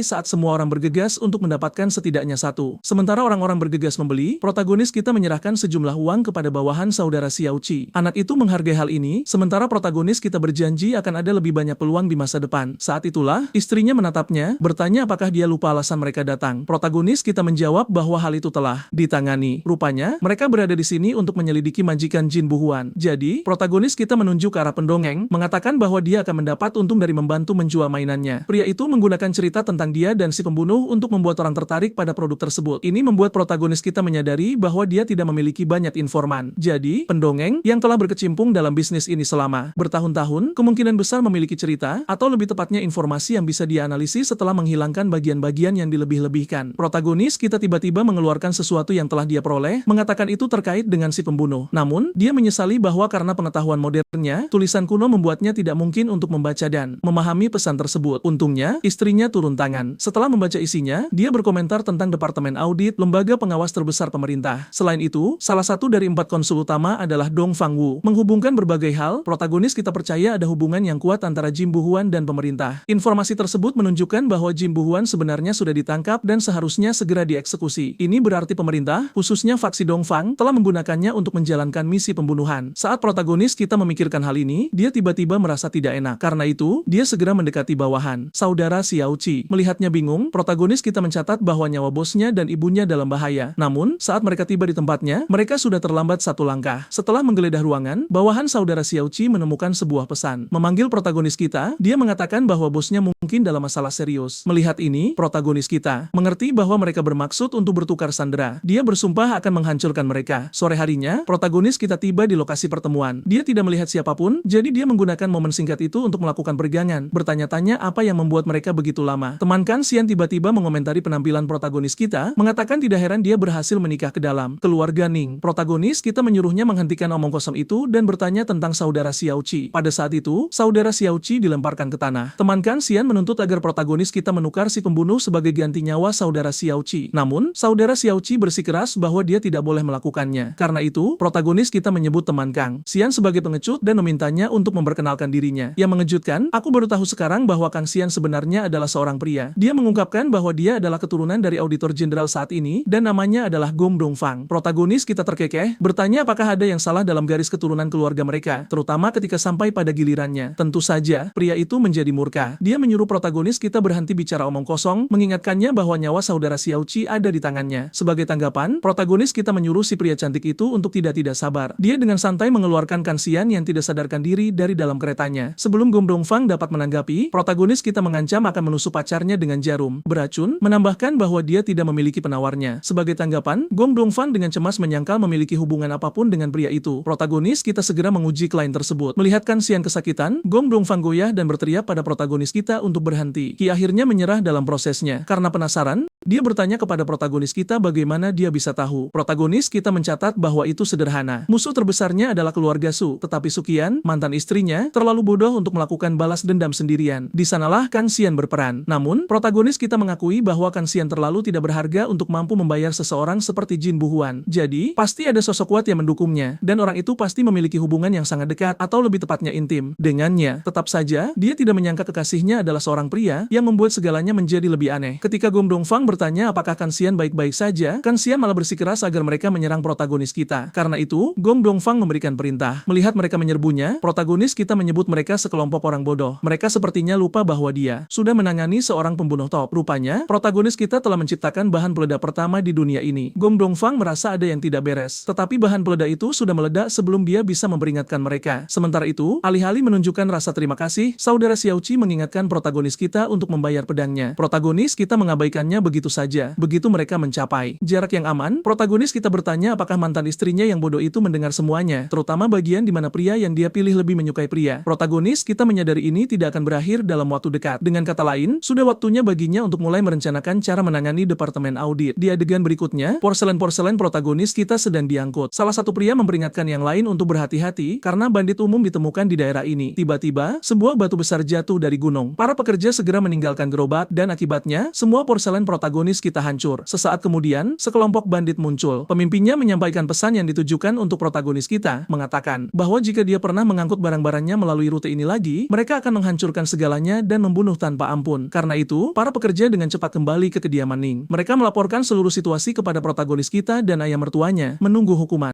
Namun, ayah mertuanya menjadi marah karena bandit berani mencampuri urusan menantunya dan memutuskan untuk menangani mereka secara pribadi. Tapi saat itulah protagonis kita menghentikannya. Dia menjelaskan bahwa keadaan tidak tampak sederhana. Perampokan biasa akan melibatkan pencurian dan pembunuhan, namun hanya barang-barangnya yang dihancurkan dan tidak ada pelayan yang dilukai. Ayah mertuanya mendengarkan saat protagonis kita menegaskan bahwa pasti ada orang dalam yang memberikan informasi kepada para bandit. Dia kemudian bertanya bagaimana mereka harus melangkah, karena jika mereka tidak bertindak, bandit lain mungkin melihat ini sebagai lampu hijau untuk menargetkan kota Ningzhou di masa depan. Ayah mertuanya membagikan idenya. Karena protagonis kita yang menemukan masalahnya, dia jugalah yang harus menyelesaikannya. Dan begitu saja, protagonis kita dan Ning Zilong berangkat, ditemani oleh pasukan, ke lokasi terakhir yang diketahui dari para bandit. Melihat betapa bertekadnya protagonis kita, Ning Zilong mengungkapkan kekhawatirannya. Jika apa yang dia katakan tentang bandit yang memiliki koneksi itu benar, dia bertanya bagaimana rencananya untuk menanganinya. Protagonis kita meyakinkannya bahwa, seperti biasa, dia mengendalikan segalanya. Tetap saja, dia memperingatkannya untuk tidak ceroboh. Karena tidak tahu lokasi persembunyian bandit, Ning Zealand bertanya apa rencananya. Protagonis kita hanya menyuruhnya untuk memperhatikan saja. Seketika itu juga, ia mulai berteriak, mengejek, dan dengan sengaja memprovokasi para bandit untuk keluar. Melihat hal itu, dua prajurit berbisik di belakangnya. Salah satunya bertanya-tanya apakah protagonis kita terlalu naif, sementara yang lain curiga ia hanya ingin pamer agar bisa melapor kepada tuan mereka bahwa ia telah menangani segalanya sendirian. Karena alasan itulah, sang protagonis melangkah lebih jauh, melontarkan hinaan dan makian dengan kata-kata yang begitu kasar hingga penerjemah pun harus menyensornya. Kedua pengawal memucat, bertanya-tanya apakah itu sudah keterlaluan. Bagaimanapun, kata-katanya berhasil membuat para bandit marah besar. Sekelompok kecil bandit menyerbu keluar, murka karena protagonis kita berani menghina mereka. Melihat ini, protagonis kita dengan bercanda bertanya apakah para bandit itu benar-benar yakin bisa bertindak seperti orang beradab sebelum dengan tenang memberi perintah kepada pasukannya untuk menangkap dan membunuh mereka. Pasukan itu pun langsung mengepung para bandit. Akibatnya, para bandit itu segera menyerah, menawarkan diri untuk bertobat dan mengabdi pada daerah tersebut jika diberikan kesempatan. Protagonis kita menepis tawaran itu sebagai alasan semata dan bersiap memberikan perintah eksekusi. Namun, Ning Zealand menghentikannya, bersikeras agar ia menunggu. Hal ini membuatnya mempertanyakan penilaian sang istri. Ning Zealand menjelaskan bahwa daerah tersebut sebelumnya pernah merekrut bandit, dan banyak dari mereka yang benar-benar berubah serta menjadi setia kepada ayahnya. Mendengar itu, protagonis kita tiba-tiba mengubah pendiriannya dan menyarankan agar pasukan mengambil tanggung jawab atas para bandit itu, membuat istrinya terdiam karena perubahan keputusan yang begitu cepat. Tetap saja, protagonis kita bertanya apakah istrinya menyadari sesuatu yang aneh. Rupanya, ia merujuk pada fakta bahwa para bandit tersebut memanggil namanya. Ning Zealand juga menunjukkan kurangnya perlawanan dan betapa mudahnya mereka menyerah sebagai hal yang mencurigakan. Karena perkembangan ini, protagonis kita menjadi sangat tertarik dengan skema apapun yang sedang mereka rencanakan. Keesokan harinya, di pasar kota Ningzhou, anak buah Sang Kaun sedang sibuk bersenang-senang di sebuah kedai. Salah satu dari mereka dengan angkuh berdiri dan memesan minuman anggur paling mahal. Penjaga toko dengan cemas melaporkan bahwa stok anggur mereka sudah habis. Karena itu, pria tersebut menendangnya dengan amarah, mengklaim bahwa jika bukan karena persiapan perang Kaoning, ia sudah akan menghancurkan tempat itu. Mendengar itu, rekannya dengan cepat menghentikannya sebelum ia merusak rencana Sang Kaun. Akibatnya, mereka meninggalkan kekacauan tanpa membayar sepeser pun. Penjaga toko hanya bisa meluapkan kekesalannya dalam diam sampai sesuatu tiba-tiba menarik perhatiannya. Ia memanggil seorang akuntan untuk memeriksa apa yang ditemukannya. Pria itu membaca isinya dengan tangan gemetar. Penjaga toko, yang tidak berpendidikan, bertanya-tanya apakah itu semacam peta. Namun, akuntan itu memberitahu bahwa isinya jauh lebih buruk. Dengan itu, sang akuntan bergegas pergi, mengatakan ada urusan mendesak yang harus ditangani sambil memperingatkan penjaga toko untuk tidak membuka tokonya. Sementara itu, adegan beralih ke kediaman Ning. Protagonis kita sedang makan bersama keluarganya ketika tiba-tiba pintu didobrak. Segera, baik ayah mertuanya maupun istrinya melangkah maju untuk melindunginya, sementara sang ayah mertua menuntut identitas para penyusup. Para penyusup itu ternyata adalah pejabat dari Departemen Audit. Tepat saat suasana menjadi tegang, Kan Xian tiba-tiba melangkah maju dan menuduh Tuan Ning melakukan pemberontakan. Tentu saja, Tuan Ning skeptis dan berasumsi bahwa ini hanyalah cara Kan Xian untuk membalas dendam atas penghinaan yang ia derita selama pernikahan sang protagonis. Melihat reaksinya, Kan Xian dengan bangga menunjukkan dokumen tertulis sebagai bukti. Isi pesan tersebut memperlihatkan tulisan tangan Tuan Ning bersama dengan segel keluarga Ning. Protagonis kita, seolah sudah menduganya, hampir tidak bereaksi, menyaksikan semuanya seolah-olah itu adalah pertunjukan orang bodoh. Tentu saja, ini membuat Kan Xian marah, apalagi saat sang protagonis menggodanya soal perselingkuhannya dengan Gom Dongfang. Murka, Kang Xian memerintahkan para penjaga untuk menangkap para pengkhianat. Salah satu anak buahnya, yang ternyata adalah bandit yang baru direkrut, secara dramatis bertanya kepada tuannya tentang ketertarikannya yang tiba-tiba untuk membunuh kaisar. Sebagai tanggapan, protagonis kita bertepuk tangan dan memuji kemampuan akting pria itu, menyebutnya orang idiot. Meskipun demikian, Tuan Ning setuju untuk ikut bersama mereka. Bagaimanapun, ia tidak bersalah, jadi ia tidak perlu takut. Kan Xian senang dengan kepatuhan kepatuhannya, tetapi menambahkan bahwa tentara keluarga Ning tidak diizinkan untuk tetap tinggal di Menshan. Dengan itu, Sang Kaun mengeluarkan perintah agar pasukannya mundur sampai pemberitahuan lebih lanjut. Melihat ayahnya pergi, Ning Zilan akhirnya angkat bicara, bertanya apakah rencana protagonis kita akan berhasil. Protagonis, kita meyakinkannya bahwa tidak akan terjadi apa-apa pada ayahnya. Ia kemudian bertanya apakah ia punya cara untuk melacak para bandit. Tentu saja, ia mengangguk dengan percaya diri sebelum menunjukkan produk yang baru saja dibuat. Ia menjelaskan bahwa kaca tersebut dilapisi dengan cat khusus dan mendesak Ning Zilan untuk melihatnya sendiri. Rupanya, protagonis kita telah menginstruksikan Xiao Qi dan anak buahnya untuk menandai kuda. Pemimpin bandit, artinya mereka hanya perlu mengikuti jejaknya. Protagonis kita menaiki kudanya dengan gaya, membuat jantung Ning Zilan sedikit berdebar. Ia kemudian menyuruh sang istri untuk naik karena mereka akan membuat masalah. Mengikuti jejak kuda, mereka dibawa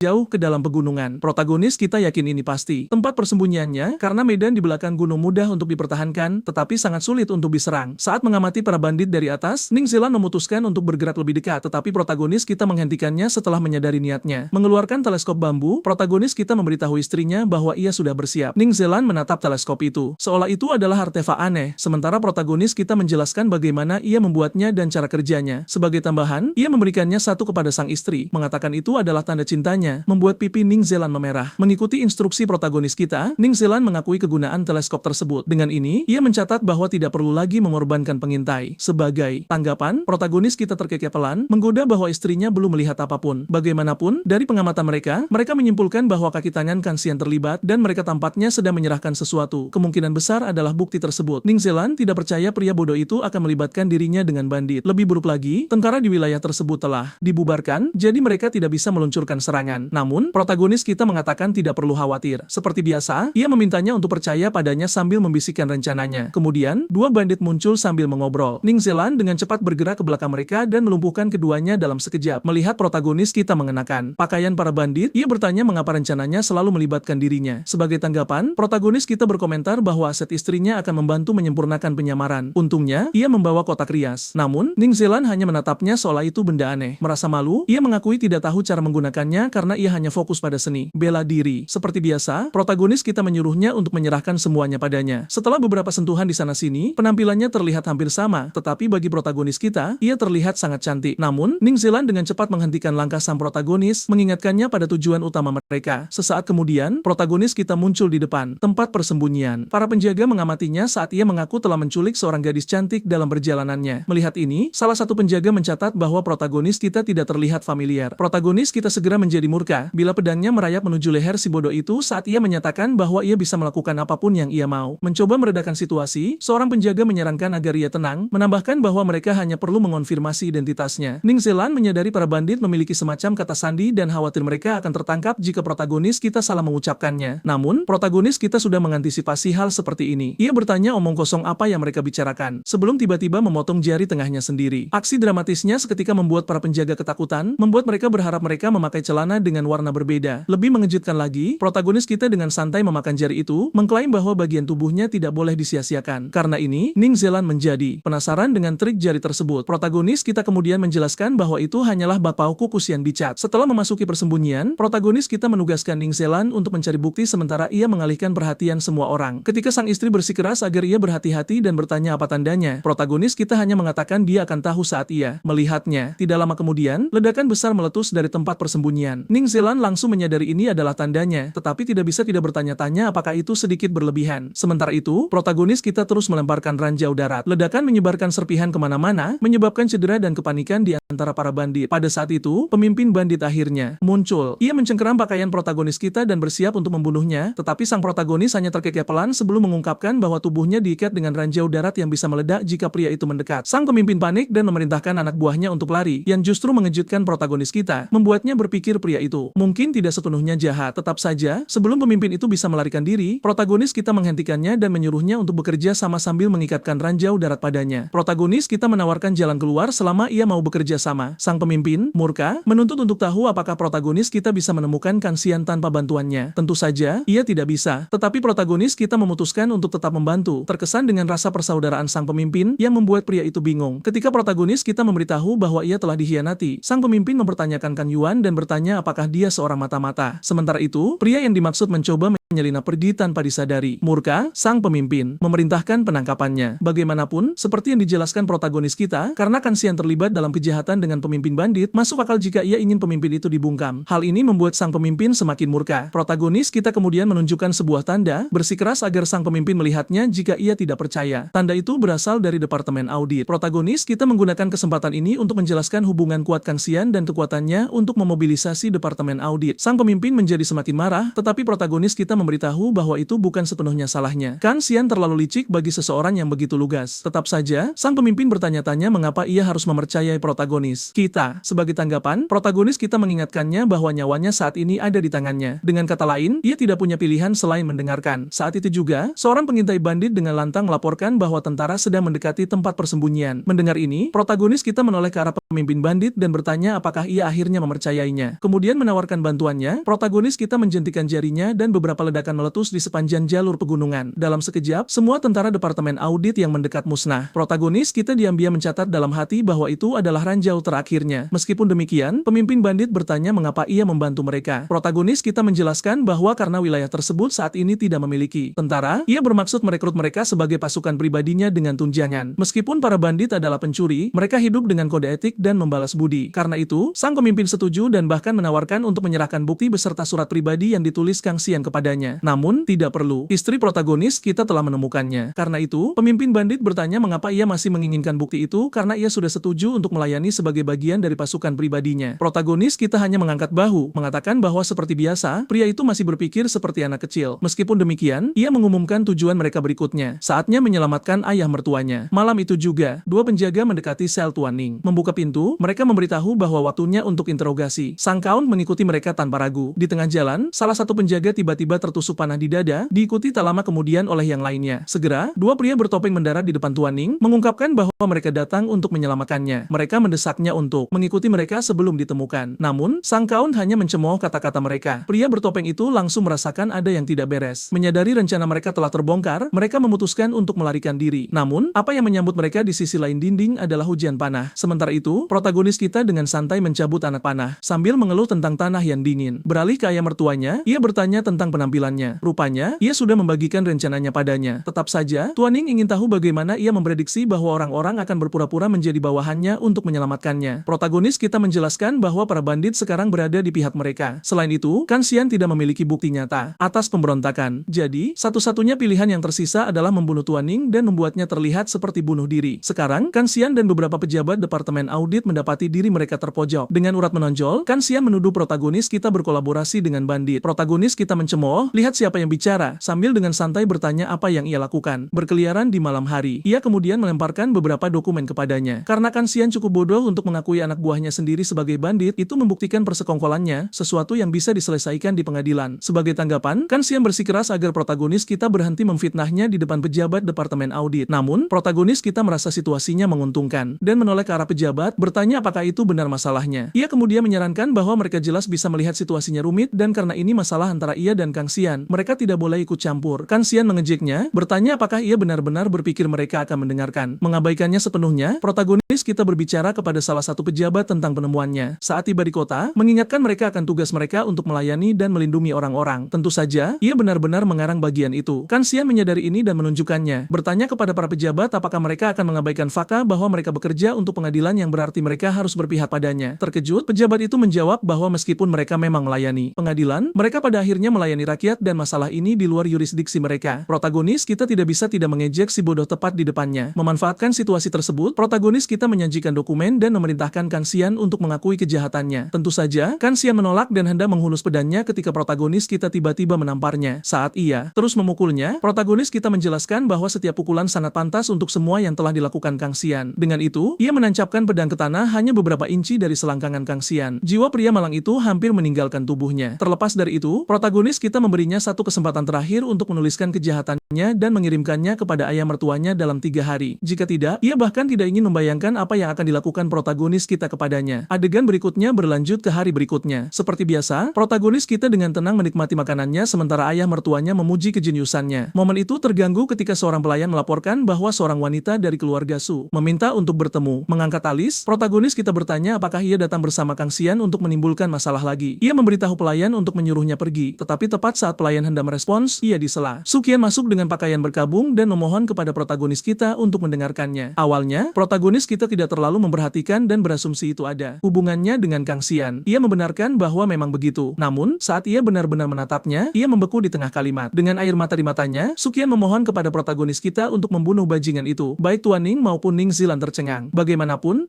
bukankah Kang Xian seharusnya menjadi tunangannya? Karena ini, protagonis kita melangkah maju dan menuntut penjelasan. Sekarang, adegan beralih kembali ke kediaman Su. Di dalam, Kang Xian menyerahkan surat kepada patriark keluarga Su. Pria itu terkejut saat membaca isinya. Rupanya, Kang Xian ingin ia disalahkan atas segalanya. Jadi wajar saja, sang patriark menjadi murka. Sebagai tanggapan, Kang Xian mengatakan itu semua adalah kesalahannya dan kesalahan putrinya karena melibatkannya dengan protagonis kita. Ia bahkan mengancam sang patriark, mengatakan bahwa jika ia tidak mematuhinya, ia akan memastikan kebanggaan keluarga Su berakhir di rumah bordil. Pria itu sudah kalah dalam bisnis dan sekarang ia akan kehilangan putrinya juga. Kang Xian bersikeras itu bukan salahnya, melainkan memilih untuk menyalahkan protagonis kita. Sesaat kemudian, Suqian kembali setelah berhasil meyakinkan seorang pedagang untuk menjual porselen keluarga mereka dengan pembagian 10/90. Bagaimanapun, 10% dari sesuatu lebih baik daripada 100% dari tidak ada apa-apa. Tetapi di detik berikutnya, rasa dingin merambat di punggungnya. Ia segera memanggil para pelayan. Rupanya, sang patriark telah dipaksa untuk bunuh diri. Membaca surat yang ditinggalkan Kang Xian, ia semakin terkejut. Berbalik ke arah pelayan, ia menuntut untuk tahu siapa orang terakhir yang meninggalkan kediaman. Saat ia mendengar itu adalah Kang Xian, ia menuntut untuk tahu apa yang mereka bicarakan. Pelayan itu mengaku ia tidak mendengar semuanya dengan jelas, tetapi sebagian besar terdengar seperti pertengkaran. Pada saat itu, ia akhirnya mengerti apa yang terjadi. Ia tidak perlu siapapun untuk memberitahunya. Kang Xian memaksa ayahnya untuk mencabut nyawanya sendiri. Setelah menceritakan seluruh kisahnya, ia bertanya kepada protagonis kita apakah ia bisa membunuh Kang Xian dan menawarkan untuk melakukan apa saja sebagai gantinya. Protagonis kita sudah cukup mendengar dan memutuskan sudah waktunya untuk berurusan dengan bajingan itu untuk selamanya. Tapi pertama, ia perlu pergi ke suatu tempat di mana ia bisa mengumpulkan informasi tentang Kang Xian dengan benar. Adegan berikutnya membawa kita ke distrik lampu merah. Protagonis kita mengunjungi rumah bordil. Suqian mengakui mungkin bukan tempatnya untuk berbicara, tetapi tetap bertanya bagaimana mereka berencana mendapatkan informasi tentang Kang Xian di tempat seperti itu. Protagonis kita berpikir dalam hati bahwa ia tidak akan mengerti, tetapi tetap menjelaskan bahwa ia datang untuk menemui dealer informasi terbaik. Tentu saja, orang itu ternyata adalah Lan Ji, teman protagonis kita yang sangat sehat. Di adegan berikutnya, Lan Ji menyambut protagonis kita dan menggunakan kesempatan itu untuk berterima kasih atas uang yang ia peroleh dari penjualan boneka yang meniru sosoknya. Protagonis kita menyuruhnya untuk tidak terlalu formal sebelum menambahkan bahwa ia datang untuk sesuatu yang penting. Ia sedikit terkejut ketika Lan Ji menyebut Kang Xian terlebih dahulu. Menggodanya, ia memberitahu bahwa informasi tentang keluarga Kang bersifat rahasia. Namun, jika ia menginginkan informasi itu, Lan Ji bersikeras ia harus menunjukkan ketulusannya. Menyadari ia telah menghasilkan banyak uang dari ide-idenya, protagonis kita bertanya-tanya apakah itu belum cukup. Meskipun demikian, ia mencondongkan tubuh dan membisikkan proposal, sesuatu yang akan meningkatkan popularitasnya lebih cepat. Akibatnya, ia setuju dan menyerahkan intelnya. Protagonis kita membacanya dan terkejut, bertanya-tanya bagaimana hal seperti itu mungkin terjadi. Lan Ji mengingatkannya bahwa ia juga menyimpan rahasianya, mempertanyakan apakah ia meragukan kredibilitasnya. Tanpa membuang kata-kata lagi, protagonis kita segera pergi. Lan Ji merasa frustrasi karena ia selalu menghilang saat mendapatkan apa yang diinginkannya. Bagaimanapun, di luar, protagonis kita memberitahu Suqian bahwa ia telah mendapatkan informasi yang ia butuhkan dan bahwa ia tidak akan percaya apa yang baru saja ia pelajari. Rupanya, ini tentang ayah Kang Xian, Kang Hui. Kang Hui, yang merupakan penguasa kota saat ini, pernah menjadi tentara yang bertanggung jawab menjaga kota dan memantau lalu lintas sekitar 20 tahun yang lalu. Selama waktu itu, seorang pedagang kaya bersiap meninggalkan kota untuk bisnis. Secara kebetulan, pada hari itu, Kang Hui untuk sementara meminta izin dari posnya. Sayangnya bagi pedagang itu, ia disergap oleh bandit. Sebagian besar anak buahnya terbunuh, tetapi ia berhasil melarikan diri. Kang Hui kebetulan lewat dan secara kebetulan bertemu dengan pedagang tersebut. Karena ini, ia menerima dokumen dan rasa terima kasih dari sang pedagang. Sementara itu, para bandit yang menyerang pedagang tersebut ternyata adalah mata-mata dari negara musuh. Mereka menggunakan kekayaan curian untuk menyuap pejabat kota. Satu hal mengarah ke hal lain dan ini akhirnya mengakibatkan pembunuhan penguasa kota pada waktu itu. Seperti biasa, Kang Hui secara kebetulan menangkap salah satu mata-mata musuh dan membunuhnya. Setelah kematian sang penguasa kota, Kang Hui secara alami naik ke tampuk kekuasaan berkat prestasi luar biasa yang diagung-agungkan. Namun, keadaan justru memburuk. Menurut informasi, Kang Hui diam-diam telah menjalin kontak dengan negara musuh bahkan sebelum perampokan itu terjadi. Dan setelah menjadi penguasa kota, para mata-mata musuh semakin aktif sementara Kang Hui terus membangun reputasi dan kekayaannya. Dengan kata lain, semua yang terjadi 20 tahun lalu mungkin hanyalah bagian dari rencana besarnya. Sambil menunjuk ke arah tertentu, protagonis kita mengungkapkan bahwa sebelum menjadi penguasa kota, Kang Hui sering mengunjungi kedai teh Dongfang Mingyue. Suqian mencatat bahwa Kang Xian juga gemar pergi ke sana, namun ia tidak pernah tahu alasannya. Karena itu, protagonis kita menyarankan agar mereka menyamar dan mengunjungi kedai kedai teh tersebut. Adegan berikutnya membawa kita ke kedai teh Dongfang Mingyue. Di luar, protagonis kita dan Sukian dihentikan oleh para penjaga yang meminta tanda masuk mereka. Pada saat yang sama, seseorang dilempar keluar dari dalam. Protagonis kita mengamati pria itu yang dilarang masuk kembali sambil memohon dengan putus asa agar diberi kesempatan lagi, berjanji bahwa ia akan menang kali ini. Dari kejadian itu, protagonis kita menyimpulkan bahwa meskipun luarnya tampak seperti kedai teh, tempat itu sebenarnya adalah kasino. Oleh karena itu, Sukian percaya bahwa beginilah cara Kang Hui mengumpulkan uang untuk menyuap pejabat kota. Jika memang begitu, protagonis kita bersiap melakukan pertunjukan lainnya. Sambil memanggil para penjaga, ia dengan lantang menyatakan bahwa ia tidak membutuhkan tanda masuk apapun untuk memasuki kasino ketika ia sudah memiliki uang. Seorang penjaga dengan cepat mencoba menenangkannya, memperingatkannya agar tidak menarik perhatian karena ia jelas tahu peraturannya. Sebagai tanggapan, protagonis kita membanting sebatang perak tepat di depannya. Saat mereka diizinkan masuk, Sukian memperhatikan reaksi para penjaga. Sambil tersipu malu, ia membatin bahwa ini adalah pertama kalinya ia melihat protagonis kita bertindak senekat ini. Adegan berikutnya membawa kita ke dalam kasino yang ramai. Melihat ini, Sukian mulai bertanya-tanya bagaimana mereka akan menemukan bukti catatan keuangan atau perbendaharaan penguasa kota saat ini. Protagonis kita menjawab bahwa yang perlu mereka lakukan hanyalah mendapatkan undangan. Sukian berasumsi ia merujuk pada perjudian, jadi ia bertanya apakah pria itu bahkan tahu cara berjudi. Tentu saja, protagonis kita dengan percaya diri menyetujuinya dan bahkan menyombongkan diri bahwa ia bisa menang hingga 5 juta. Sejenak, Sukian mulai meragukannya. Meskipun demikian, protagonis kita berjalan ke sebuah meja dengan 3 mangkuk. Si bandar menunggu semua orang memasang taruhan sebelum dengan cepat mengocok mangkuk dengan kecepatan yang luar biasa. Hal ini sontak membuat para penjudi semakin bersemangat. Ketika protagonis kita melangkah maju untuk ikut bertaruh dengan satu batangan emas, seorang penjudi mencibir, mengira pria itu pasti sudah gila. Namun, yang mengejutkan semua orang, ia justru melemparkan batangan emas sementara semua orang bertaruh dengan koin perak. Aura protagonis kita membungkam kerumunan saat ia menuntut agar bandar membuka hasilnya tanpa membuang waktu. Mengikuti permintaannya, bandar mengangkat mangkuk-mangkuk tersebut dan bola merah ditemukan di dalam mangkuk pertama. Dengan kata lain, protagonis kita kalah. Namun, sebelum bandar bisa memulai ronde berikutnya, protagonis kita tiba-tiba menghentikannya. Karena tindakan ini, bandar memperingatkannya tentang peraturan dan mengingatkannya bahwa tangannya bisa dipotong karena membuat keributan. Sebagai tanggapan, protagonis kita dengan santai menjelaskan bahwa ia biasanya beruntung. Mungkin ia hanya sedang kehilangan kesabarannya. Ia mengatakan ini sambil diam-diam memainkan bola merah tersebut. Melihat ini, sang bandar mendorongnya untuk bermain beberapa ronde lagi. Berpikir dalam hati bahwa orang bodoh yang kaya seperti dia sangat mudah dimanipulasi. Melanjutkan permainan, bandar mengocok ketiga mangkuk itu lagi dan meminta taruhan. Kali ini, protagonis kita meletakkan 10